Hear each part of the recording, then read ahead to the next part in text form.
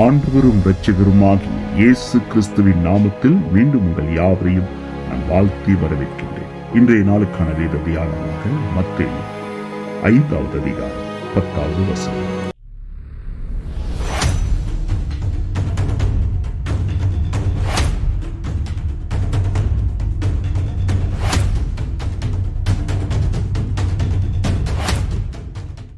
நீதி நிமித்தம் துன்பப்படுகிறவர்கள் பாக்கியவான்கள், பரலோக ராஜ்யம் அவர்களுடைய.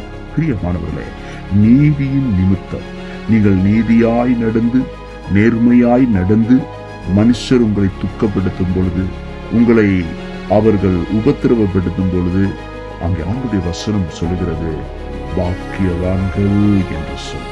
பரலோக ராஜ்யம் அப்படிப்பட்டவர்களுக்குரியது. அல்லேலூயா.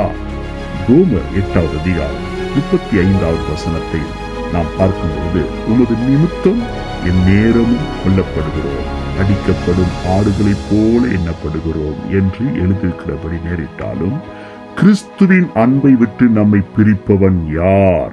உபத்திரவமோ, வியாகுலமோ, துன்பமோ, பசியோ, நிர்வாணமோ, நாசமோ, பட்டயமோ, இவை எல்லாவற்றிலையும் நாம் நம்மில் அன்பு கூறுகிறவராலே முற்றும் ஜெயம் கொள்ளுகிறவர்களாயிருக்கிறோம். மரணமானாலும் ஜீவனானாலும் தேவ தூதர்களானாலும் அதிகாரங்களானாலும் வல்லமைகளானாலும் நிகழ்காரியங்களானாலும் வருங்காரியங்களானாலும் உயர்வானாலும் தாழ்வானாலும் வேறெந்த சிருஷ்டியானாலும் நம்முடைய கர்த்தராகிய இயேசு கிறிஸ்துவுடைய அன்பை விட்டு நம்மை பிரிக்க மாட்டாது என்று நிச்சயித்திருக்கிறேன். ஆமென். இந்த நிச்சயம், இந்த தைரியம், இந்த விசுவாசம், இந்த உறுதி நம்முடைய வாழ்க்கையில் இருக்கும் பொழுது எந்த சூழ்நிலையினாலும், எந்த மனுஷரினாலும், எந்த அதிகாரத்தினாலும், எந்த சாத்தானினாலும் உங்களை ஜெயிக்கவே முடியாது. அல்லேலூயா.